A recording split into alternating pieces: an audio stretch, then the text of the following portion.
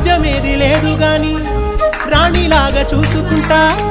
కోట కట్టలేను గాని కళ్ళల్లో నిన్నే దాచుకుంటా రాత ఎట్లా రాసి ఉన్నా మార్చి నీతో రాసుకుంటా స్వర్గమంటూ ఉన్నదంటే అది నీతోనే ప్రతిరోజు పంచుకుంటా నిన్ను గన్న మీ నాన్న కన్నా